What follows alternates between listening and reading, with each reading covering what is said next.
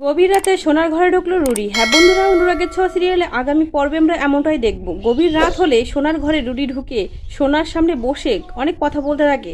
সোনার হঠাৎ ঘুম ভেঙে যায়, রুডিকে দেখে চিৎকার করে ওঠে। কিন্তু সোনা মনে মনে ভাবে এটা রুডির ভূত, রুডি নয়। তাই সোনা নিজেকে সামলে নেয় আর রুডির সাথে কথা বলতে থাকে। ওদিকে রুডি এই সুযোগটাই কাজে লাগিয়ে সোনার সাথে কথা বলে আর সোনাকে ভুল বোঝাতে থাকে। অন্যদিকে দেখা যায় অবিনাশ ভীষণ অসুস্থ হয়ে হাসপাতালে যখন ভর্তি থাকে, রূপা সেখানে ছুটে গেলে দীপাকে দেখে অবিনাশ বলে, আচ্ছা দীপা ম্যাম, আপনি কেন এখানে ছুটে আসলেন কষ্ট করে? দীপা বলে, আপনার এই অবস্থায় আমি আসবো না। তখন অবিনাশ বলে, আপনাকে কে খবর দিয়েছে, ডক্টর? তখন রূপা বলে, না, আমি মাকে রেখেছি, আর আমার মা যার দায়িত্ব নয় তার দায়িত্ব কখনো ভুলে যায় না। ওদিকে অবিনাশ বলে, দীপা ম্যাম, আমি সুস্থ হয়ে যাব, আর সব থেকে বড় ওষুধ আমি তো পেয়েছি। তখন দীপাকে সেই ভিডিওটা সূর্য দীপা বৃষ্টির মধ্যে ভিজছিল আর বাচ্চাদের সাথে ডান্স করছিল, সেই ভিডিওটা কেউ একজন রেকর্ড করে অবিনাশের ফোনে সেন্ড করে। অবিনাশ সেই ভিডিওটা দীপাকে দেখালে দীপা লজ্জা পেয়ে যায়। আর রূপা মনে মনে বলে, মা, এইভাবে তুমি আর বাবা একসাথে থাকো, সেটাই আমি চাই, সারাটা জীবন তোমরা এইভাবে ভালো থেকো। সূর্যের কিছুতেই ঘুম আসে না রাত্রে। সূর্য বারবার দীপার সাথে তোলা ছবিটাই দেখতে থাকে আর দীপার কথাই ভাবতে থাকে, আর তার আগের স্মৃতিগুলো আবছা মনে পড়তে থাকে। সূর্য নিশ্চিন্তে ঘুমাতে পারে না। সূর্য মনে ঠিক করে যে দীপা ম্যামের সাথে দেখা করার দরকার। এই বলে সূর্য বাড়ি থেকে বেরিয়ে যায় কাউকে কিছু না জানিয়ে, এবং দীপার বাড়ির সামনে গিয়ে ঘোরাফেরা করতে থাকে। ওদিকে দীপা সে মনে মনে ভাবতে থাকে যে ডাক্তারবাবু তো ওষুধগুলো এভাবে খাওয়া হচ্ছে, ভীষণ ভয়ানক ওষুধ এগুলো, জানি না কি হবে, এই ভাবতে থাকে দীপা। হঠাৎই দীপার নজর পড়ে জানলার দিকে, এবং সেখান থেকে দীপা তাকিয়ে দেখে কেউ একজন বাড়ির বাইরে ঘোরাফেরা করছে। তারপরে কিছুক্ষণ পরে দেখা যায় সূর্য পিছন ঘুরে যখন দাঁড়ায়, সূর্যের মুখটা দেখে দীপা বলে, এটা তো ডাক্তারবাবু। এই বলে দীপাও কিন্তু সূর্যের কাছে আসে, এবং সূর্য দীপাকে দেখে নিজেকে শান্ত অনুভব করে। ওদিকে সোনা ঘরের মধ্যে একা একা ভাবতে থাকে তার মার বলা কথাগুলো, যে কুন্তলা তোকে তো একটা সময় মারতে চেয়েছিল, তুই ওদেরকে বিশ্বাস করছিস, আর রুডি সে তো তোকে ভালোই বাসেনি, তোকে ভালো না বেশি তোকে ফাঁদে ফেলে বিয়ে করেছিল। তারপর সোনা মনে মনে ভাবে, হ্যাঁ, সবাই আমার ভরসা ভেঙেছে, না বাবা, না মা, না সোনা, না রূপা, না কৃষ্ণ, না রুডি, কেউ আমাকে ভালোবাসেনি, সবাই আমার বিশ্বাসটা ভেঙেছে।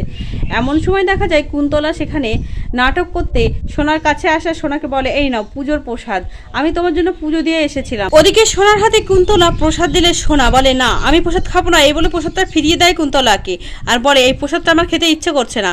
ওদিকে কুন্তলা বলে, সোনা, এত রাগ করলে হবে? এখন দেখতে হবে ওই মহিলা দীপা যাতে তোমার মা বাবার কাছে না আসতে পারে। তখন সোনা রেগে গিয়ে বলে, তাতে আমার কি? বাবার কাছে আসলেই বা কি, আর না আসলেই বা কি? আপনাদের কাউকে আমি বিশ্বাস করি না, কাউকে না, আমার মা বাবা, এমনকি আপনাকে, আমার পরিবারের কাউকে আমি বিশ্বাস করি না। যদি আমার বাবার কাছে আমার মা ফিরে আসে তাতে আমারই বা কি আসা যাবে? কুন্তলা সোনাকে বলে, রুডির আত্মা এখনো শান্তি পায়নি, ও এখানেই আছে। সোনা বলে, নেই, কোথাও নেই, রুডি কোথাও নেই, আপনি এখান থেকে চলে যান। তখন কুন্তলা মনে মনে ভাবে, সোনা যদি এইভাবে পাল্টি খায় তাহলে তো আমার সমস্ত প্ল্যান ভেস্তে যাবে। না, সোনাকে বোঝাতে হবে।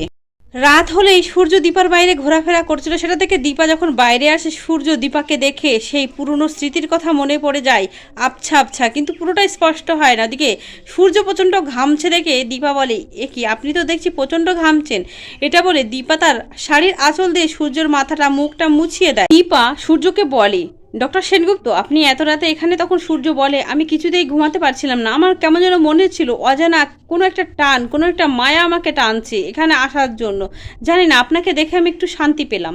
ওদিকে সোনা হাতের বাইরে বেরিয়ে যাচ্ছে, সেটা দেখে কুন্তলা একটা নতুন প্ল্যান সাজিয়ে দেয়। সেটা সোনা যখন রাত্রে ঘুমায় তখন একটা ভয়েস রেকর্ড সেটা সোনার ঘরে লাগিয়ে দেয়। সোনাকে বলে, আমার ছেলের আত্মা শান্তি পায়নি। এরপরে দেখা যায় সোনার ঘুম ভেঙে যায়। সোনা যখন উঠে বসে তখন দেখায় আবছা ছায়ার মতো রুডির মূর্তি, মানে রুডি দাঁড়িয়ে আছে। ওদিকে রুডি যখন সোনার কাছে আসার চেষ্টা করে, সোনা বলে, আমার কিন্তু খুব ভয় করছে রুডি।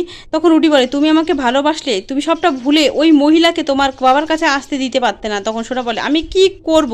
তখন রুডি বলে, ওই মহিলা যে আমাকে খুন করেছে তাকে একদম তোমার বাবার কাছে আসতে দেবে না, তার প্রতি তোমার মন নরম হয়ে যাচ্ছে, আমি সেটা চাই না, তুমি যদি এমন করো তাহলে আমি তোমাকে আমার সাথে নিয়ে যাবো। এভাবেই সোনাকে ভয় দেখায় রুডি সোনাকে বলে, তুমি এখান থেকে ফিরে যাও কলকাতায়, সোনা, যেখানে আমি মরেছিলাম, তুমি গিয়ে ফিরে যোগ্য করো, আমি শান্তি পাইনি, দেখো আমার সারা শরীরটা জ্বলে পুড়ে যাচ্ছে, আর সাথে তুমি তোমার বাবাকে নিয়ে যাবে। এই বলে সোনার কাছে আসার চেষ্টা করে যখন রুডি, সোনা সেই রুডিকে দেখে বেহুশ হয়ে যায়। ওদিকে আমরা অনুরাগের ছোঁয়া সিরিয়ালের স্পেশাল মুভমেন্ট দেখতে পাবো সূর্যের অফিসে দীপা চেয়ার নিয়ে বসে থাকি, পিছন ঘুরে সূর্যর কাছে আসে উর্মি বলে, দাদাই আপনার ওষুধ খাওয়ার সময় হয়ে গেছে। এই বলে ওষুধটা খাওয়াতেই যাবে, তখন দীপা যখন সামনে ঘোরে তখন দীপাকে বলে, শয়তান তুই এইভাবেই আমার ডাক্তারবাবুর ক্ষতি করছিস। তখন উর্মি বলে, বেশ করেছি, যেটা করেছি বেশ করেছি, আমি সবটা শেষ করে দেবো। তখন ঠাটিকে চড় মারে দীপা উর্মির গালার, বলে, শয়তান তুই আমার পরিবারটাকে এভাবে শেষ করছিস। তখনই সেখানে সূর্য, সোনা সকলে চলে আসে। সোনা বলে, মা তুমি এটা